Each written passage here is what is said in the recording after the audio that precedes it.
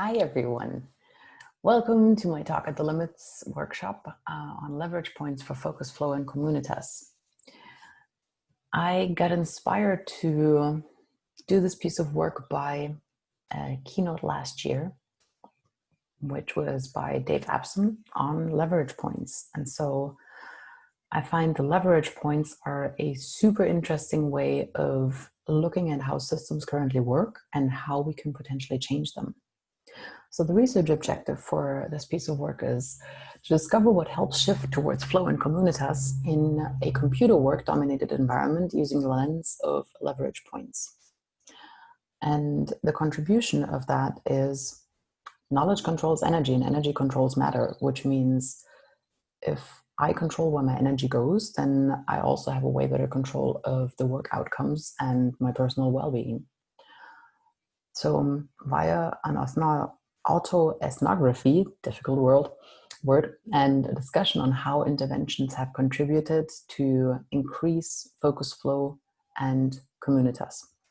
And the impact of this is that the wider application of this work could potentially lead to focus flow and communitas for individuals and teams who choose to try it. And overall, resilience increases the capacity for compassion, and that definitely benefits the world at large.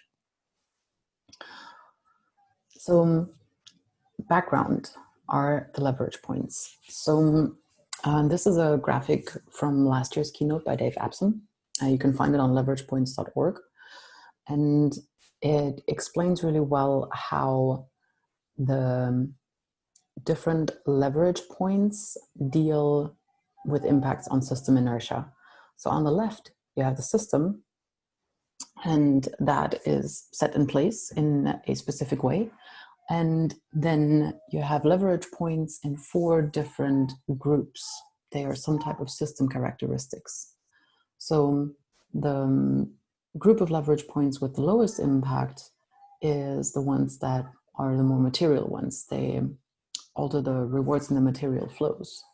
And then there is the group of feedbacks that change the internal system dynamics.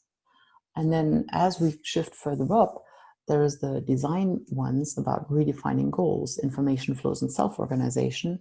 And the highest leverage points are the ones around the intent, around changing mindsets and paradigms. Now, all this work on leverage points was originally done by Donella Meadows. And in her work on system dynamics, she realized over time in many, many meetings and many, many case studies they did that there were certain leverage points that came up again and again, and that those leverage points could be defined and analyzed for any given system.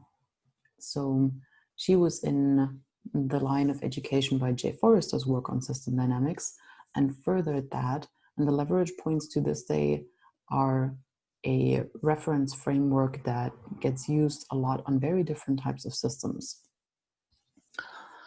Now, I'm going to get to the individual leverage points as we go into the main part of the talk, but for now, let's just take a brief look at the other related work.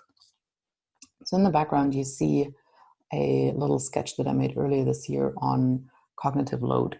Like, what is it that comes up in your everyday life as you do your work? There are some scheduled meetings, there's writing a report. So this is drawn from my perspective from a little academic, finishing my reviews for something, creating a model, emailing, getting back to people, updating a CV for review, or updating some other documents and reports.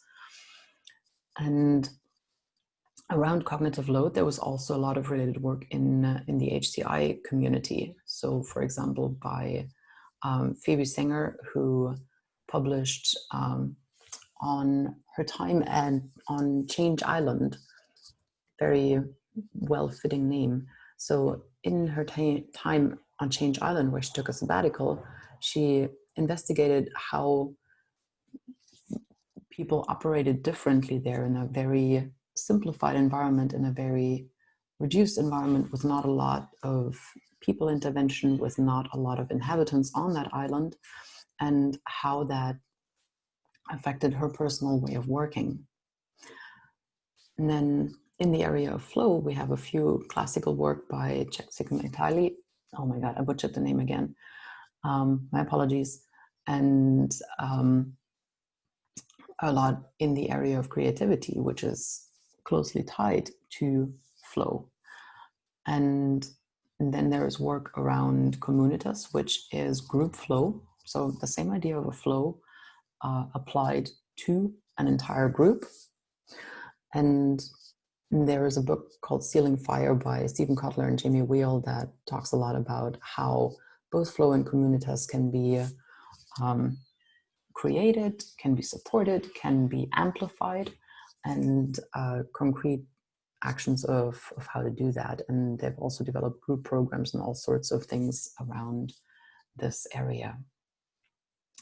So based on that, the research method that I used to do this is an autoethnography with a bunch of self-experiments and journaling over quite a few years, over about a decade.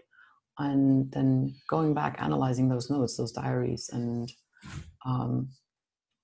have that done in an explorative and qualitative way, because there's only one data point, there's only me, and or one data source.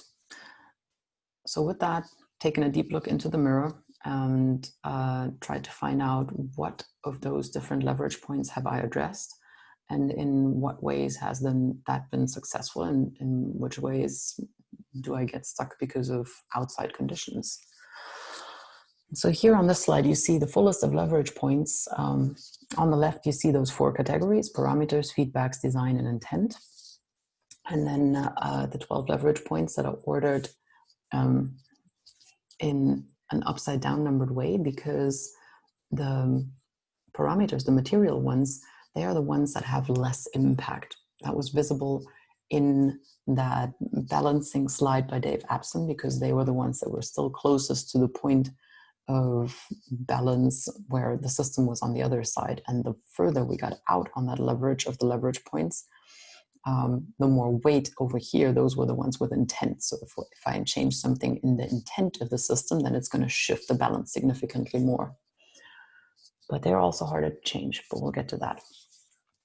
So changing with less impact, but easier to change, are parameters in a system. For example, the amount of time that I choose to spend on email per day.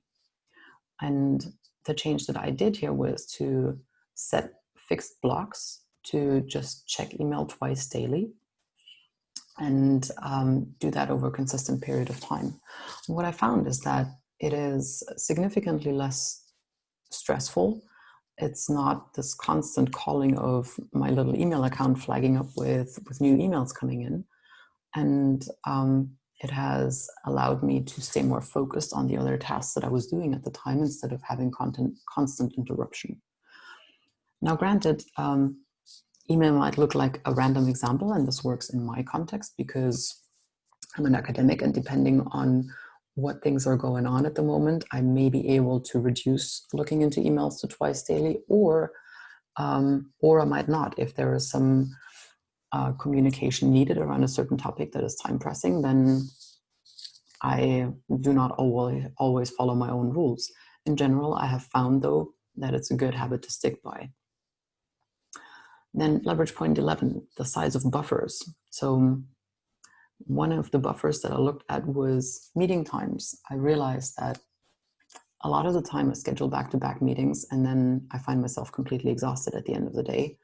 And therefore, one change that I try to apply here is to have at least 15 minutes between meetings.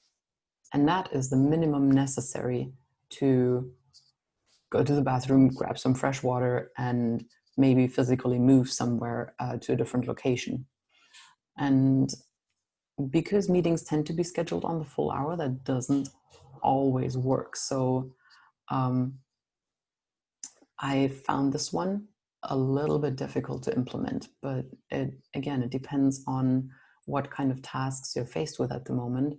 It's a good reminder to have some kind of buffer time in between the meetings, because otherwise the day leaves you drained.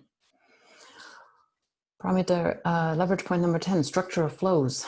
So this can refer to organizational processes. And what I've realized is the more specific, and I'm coming back to the email example, I am in instructions that I give in emails as opposed to just throwing it back for the next step. The less email is required to get something done completely, and the more satisfied I will be with the results as well. So structural flow applied to organizational processes. Then number 9, length of delays. So I've found that a lot of the time, this one, we seem to be pushing in the wrong direction. So when I apply this to email response time, and I try to get back to people really fast to get it all done and off my desk, what I end up with is more email. So when I went the opposite route, and along with the check it twice daily, the response time increased, I actually ended up getting less email, because when we respond really quickly, then there may be another follow-up question and another follow-up question or some clarification. Whereas if I deliberately slow it down, and in combination with putting very straightforward instructions in my email, then I might be able to actually reduce the amount of email that goes back and forth. Again, may not be applicable in all situations. I'm fairly aware of that. And then 8, strength of negative feedback loops. So negative feedback loops are also called balancing feedback loops. I actually find that term way, way better to remember. So it means they automatically bring the system into balance. And for me, that plays out most strongly in the number of commitments that I have. So by reducing the number of commitments, I perceive more balance in my overall work-life system. Number 7, the gain around positive feedback loops. Where focus goes, energy flows. So it kind of goes in the same direction. I try to apply the decision criterion of it's either got to be a hell yes, or if I'm not excited about it, it's got to be a no. I do realize that that comes from a very privileged place of me being able to say yes to some things and no to others. And I think it's a typical struggle in the academic world that we tend to want to say yes to too many things because we either feel an obligation to, or because we feel that we need to make use of all the opportunities, or because we're not very good at prioritizing and protecting our time. And again, that's me generalizing from conversations I've had with many colleagues. Certainly does not apply for everybody. And honestly, it's a very difficult criterion to apply because of the given reasons. Number 6, the structure of information flows. So in my work environment, there is kind of an always online, not really policy, but as soon as you apply tools like Slack in an organization, then it's very easy to get into that always online habit, and then the distraction mechanisms that come through that by getting pinged a lot and by getting task interrupted a lot.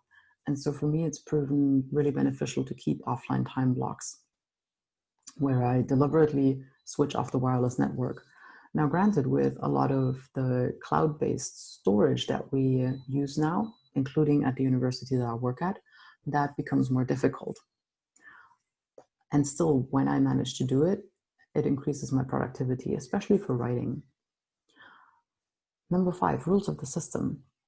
So in our academic system, there is a lot of bean counting going on in terms of who has how many publications and how many citations and how many dollars gotten acquisitioned from grant proposals.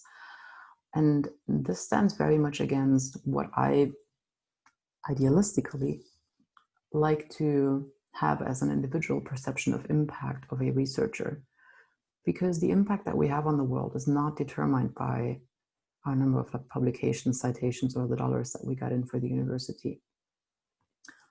All of those have their place, yes, not as the only means of evaluating.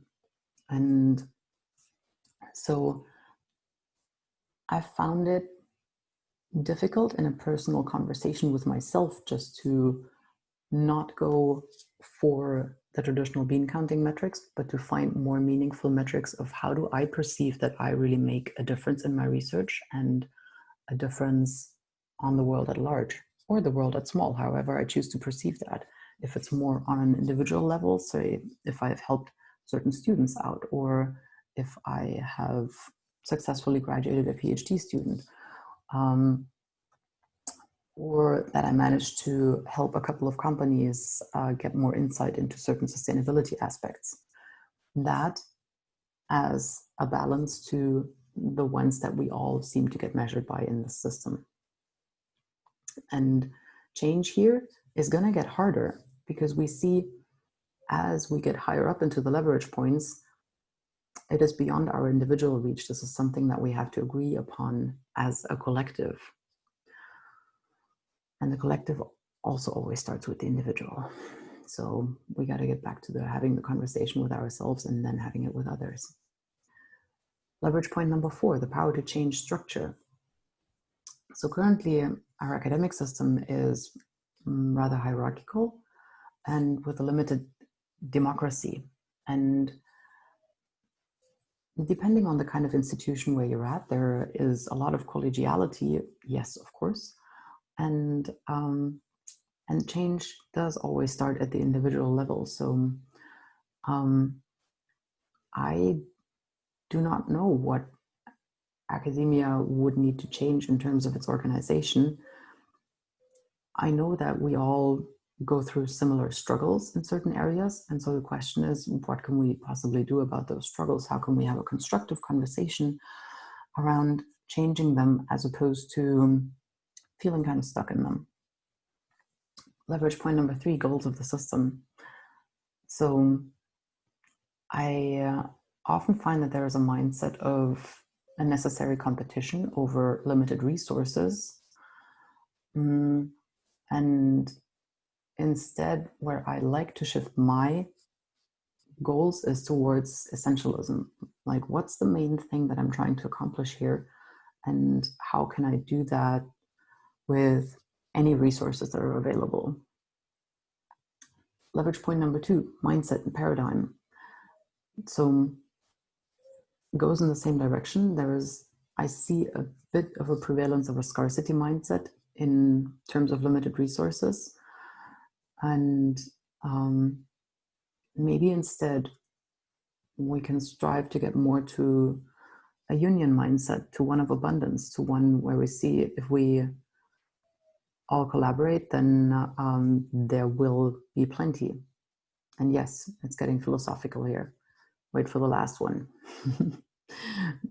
The highest leverage point is the power to transcend paradigms. So as opposed to business as usual and leaving things the way how they are, it is important to have an awareness, a conscious awareness that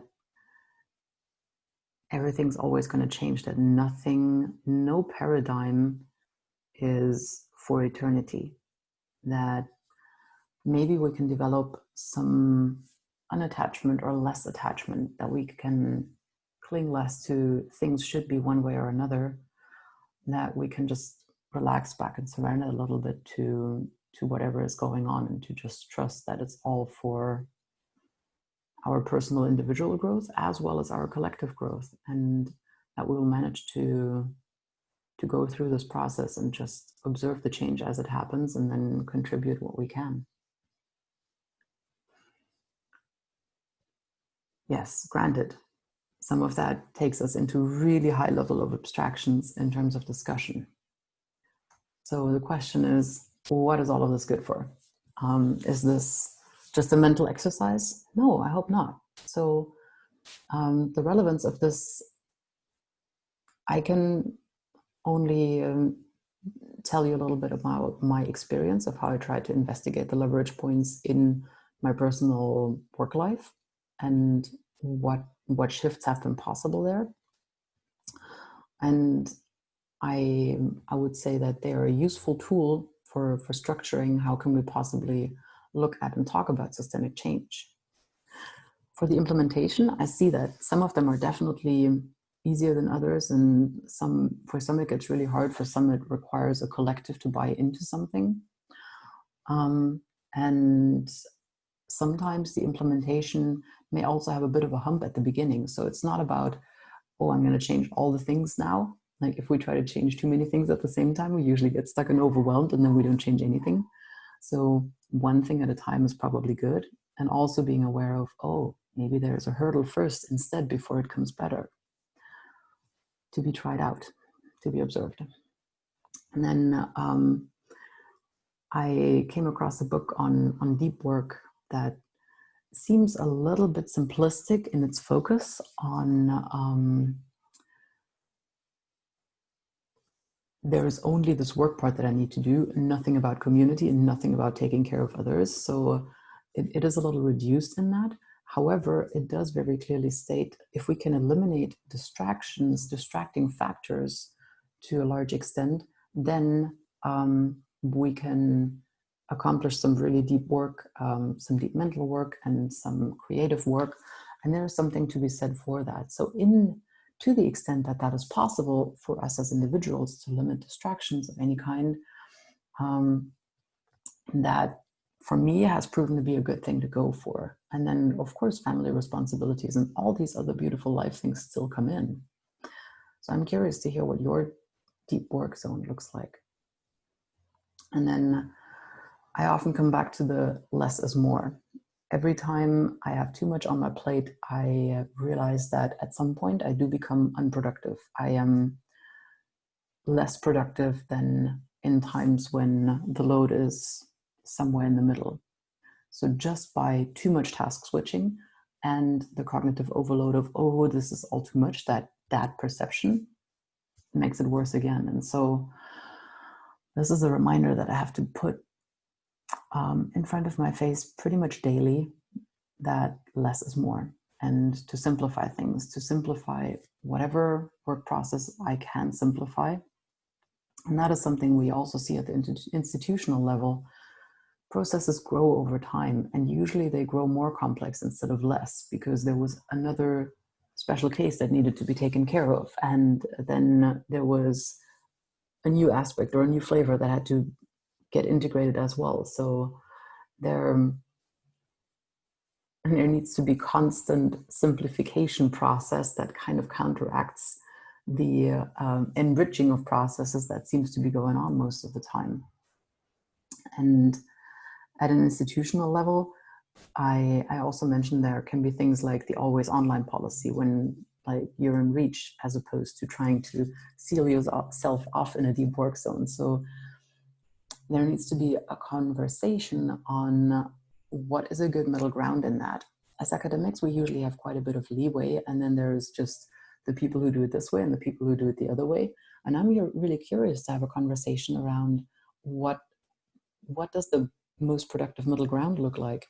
And maybe the trouble is that the middle ground is not the same for everyone, that it's a lot about individual preferences and individual sense of productivity. And then last, the part about integration with neuroscientific theory is really interesting to me here, because a lot of the things that I brought up as examples show that they are beneficial for our brain plasticity, that the way how we can leverage towards focusing on less and to focusing on the main thing is beneficial for the way how our brain develops over time in terms of creating new neuronal connections, and in terms of deliberately not using some old neuronal pathways that were not healthy for us in the first place. So the old overwhelm patterns that we can get into. So I think that is a future area very interesting for exploration. And with that, I want to sum up. So how do humans transition towards more individual sustainability and resilience in the context of computer work? I argue that achieving a flow state and supporting Communitas group flow and influencing that group energy can create a lot of momentum towards change.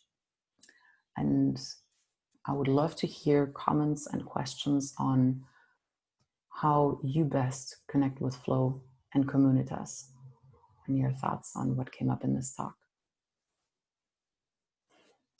Reach out to me, let me know, leave comments below the video, watch some of my other videos if you want to learn more about the research that I do or about the practices that I engage with.